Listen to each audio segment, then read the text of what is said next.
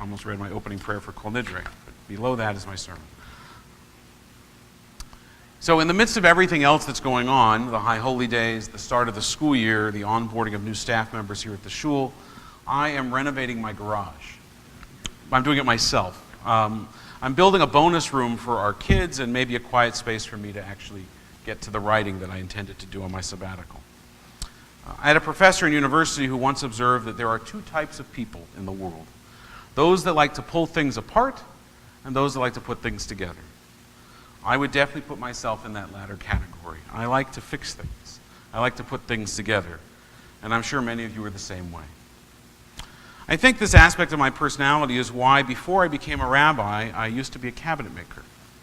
And I know what you're thinking, carpenter, then rabbi. Who does this remind me of?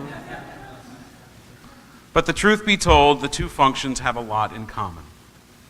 Both are concerned with building things and fixing things. As a cabinet maker, I built furniture for function as well as aesthetics. And as a rabbi, I endeavor with my colleagues here and our lay leadership to build a sacred community that functions well for those of us that are here and those that are in those seats twice a year, as well as all that see us from the outside. And as a cabinet maker, much of my time was spent sanding down the rough nature of the wood. In fact, my first year as an apprentice, felt like 4 years. My first year as an apprentice, that was all that I did for 4 hours a day, was just sand things. It's kind of like the Mr. Miyagi thing with the... As a rabbi, my job is often to help smooth out the rough spots in life, to help take away some of the hard edges and fill in the nicks and the scrapes that life deals us from time to time. Likewise, just as Judaism has commandments, so does woodworking. The commandments of woodworking are fewer than those of Torah, but as anyone who has ever tried to build something knows, they speak with a similar authority and prescience. The three commandments of woodworking are: measure twice and cut once, the right tool for the right job. If it doesn't fit, hit it with a hammer, and if it still doesn't fit, it's scrap wood. I want to take some time this morning to apply those three commandments to the work, the very real work, that we each need to do in this new year. The work of Cheshbon HaNefesh and Tikkun HaNefesh, of examining our souls and repairing our souls, that Judaism commands us to do annually, in the same way that we must seal our decks and change our vents and paint our walls on a somewhat regular basis. As we examine our past year, let's look first at the commandment to measure twice and cut once. Looking at our past year, our actions and reactions, we need to study the problem before we fix the problem, and not to confuse patchwork with repair work.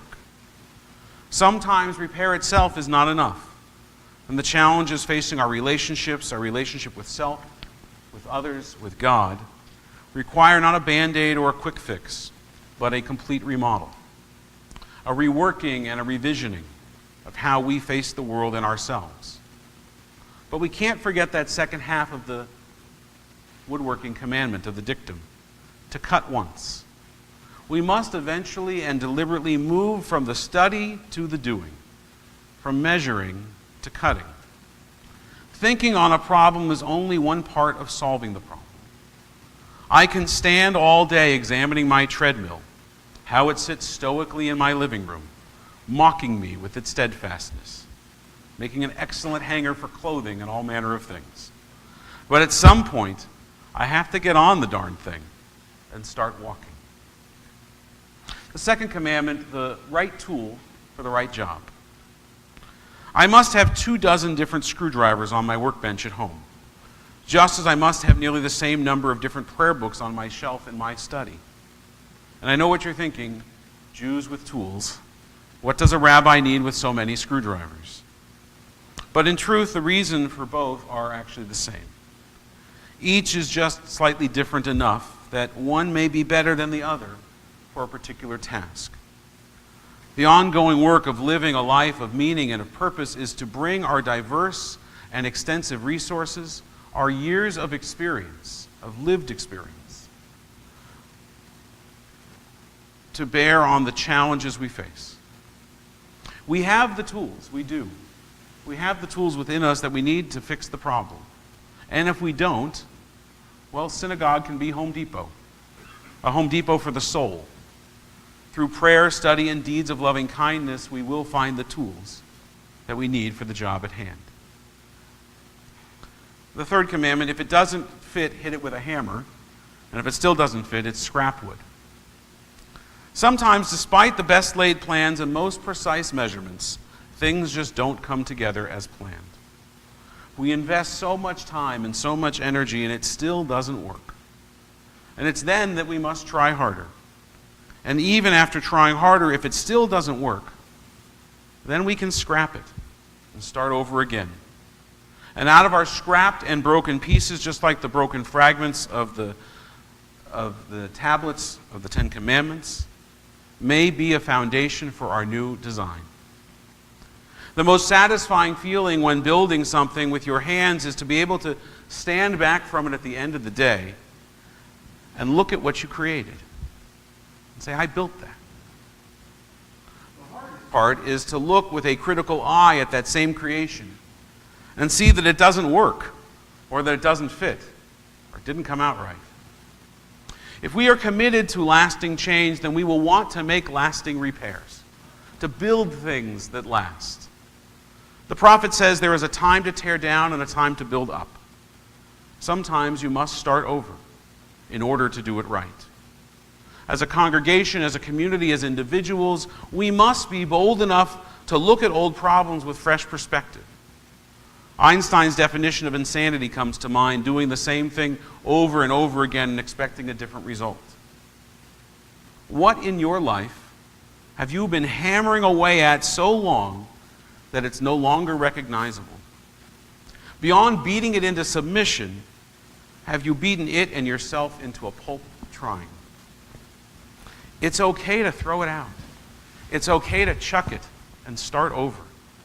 Our Kol Nidre liturgy reminds us that if, after honest reflection, we find that we are not able to fulfill a vow, a promise, then we are absolved from it. As long as we acknowledge that inability and learn from it the next time. I should clarify, promises made to others, there's the whole process of tshuva. Here I'm talking about promises to ourselves. And I would add two more commandments of building that apply to the building of a life and a person. If it ain't broke, don't fix it. And always read the instructions. Not everything is broken. There are good things in our lives, in our relationships. The squeaky wheel gets the grease, but we need to acknowledge that other parts that are working, just as they should, we need to service them so that they perform well, but we also need to appreciate them as they are, for what they are doing. See the donut, not the whole. The Torah and the whole of Jewish learning, it may not be good for a lot of things, as history, as science, but it is an excellent instruction manual for life and relationships. Even when its advice is incongruent or arcane with our world today, there is something in it to tell us and to teach us by its example and its narrative. Rabbi Ben Bagbag, that was his name. I got to get a cool name like that. Rabbi Ben Bagbag taught, turn it over and turn it over and turn it over again. For all of the answers and all the questions are within it. I sometimes look the same way at a piece of furniture or of hardware from IKEA. I look at it, and I look at it, I turn it over and I turn it over, and I have no idea what to do with it. And then I read the instructions, and all is revealed. It all makes sense, or sense enough, that I can begin to try to put it together, to try to repair, to fix things. Ken Yiratzon, may it be God's will. Amen. Baruch Tiyeh. Our service continues with Aleinu, page 586.